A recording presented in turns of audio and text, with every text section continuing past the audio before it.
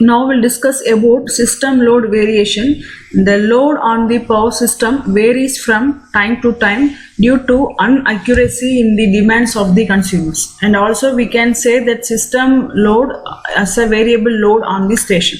And this system load in an area depends on residential, commercial, agricultural, municipal and traction loads.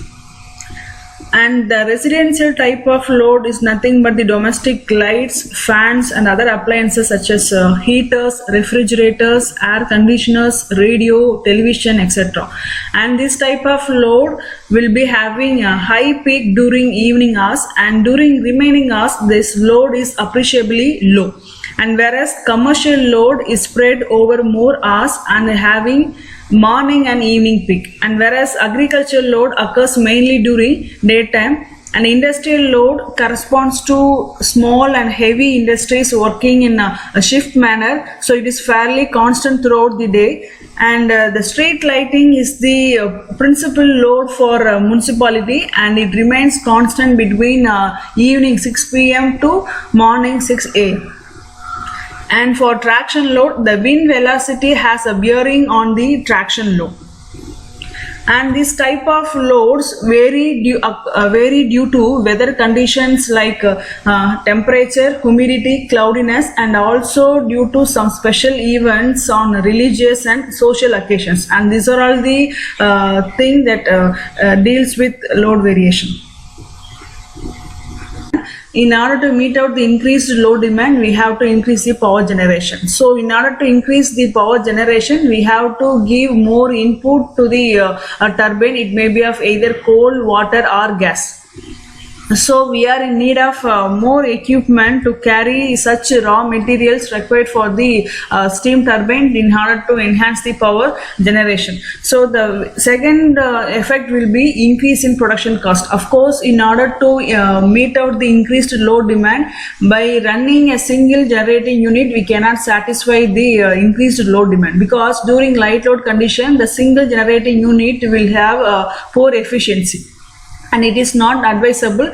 So we have to increase the number of generating units in order to meet out the increased power demand. So if we are going to increase the number of generating units, obviously the production cost will get increased. Say for example, even in thermal power plant, in order to start up a new generating unit, we are in need of a more startup cost.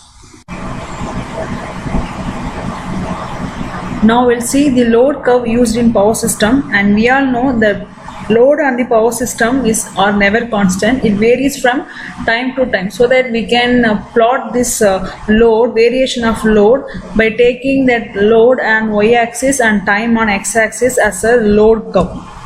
And this is the load curve by taking the load on the y-axis, and we have taken time on the x-axis. And this curve can be plotted for noting down the load variation for a day, for a week, or for a month, or even for a year. And this load can be noted down in every substation, and the power operators who are working in that substation, they used to maintain one log, and in which they have to note down all the status of the entire substation for every hour. From that log we can plot this load curve even for a day, and for if you want to know about the variation of load for a week, we can make use of this log for 7 days. And if you want to plot a load curve for a month, we can make use of either a day or a week load curve. And if you want to make use if you want to know about the variation of load for a year, and we can make use of every month load curve, or even a week, or even a day. And now we'll see the information supplied by the load curve. The very first information is the variation of load on this power station during different hours of the day, and this can be achieved by referring the logbook being maintained in every substation, in which electrical engineers or the operators who are working in that substation used to note down the status of the entire substation for every 1 hour. So with the help of that logbook, we are observing the variation of load on the power station for a particular time period. The next thing we can get from a load curve is the number of units being generated by the generator in a particular time period.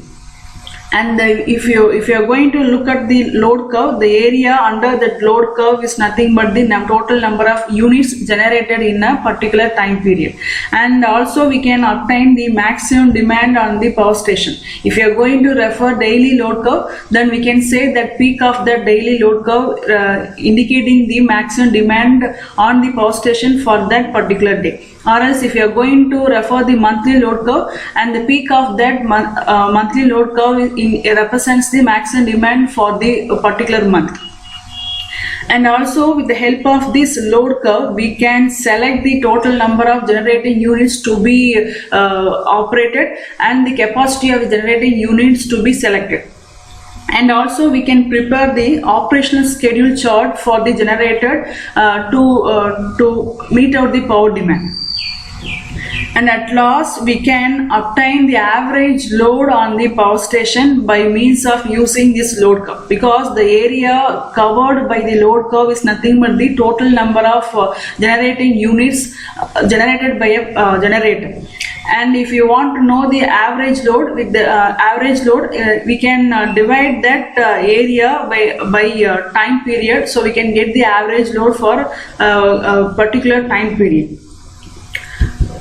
And these are all the terms and factors we can obtain from the load curve. The very first one is load factor, and we can relate the load factor with average load and maximum demand, and we can obtain the number of units generated per year, per day, or even for a particular minute.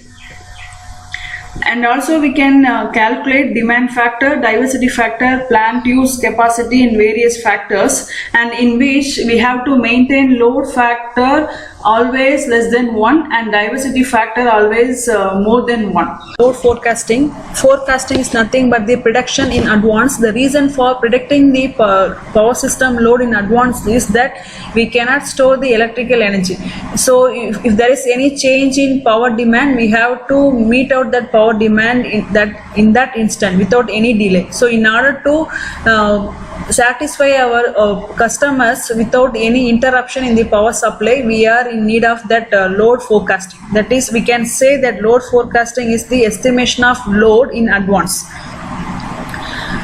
And this load forecasting is purely based on the previous experience, because we cannot predict the load exactly.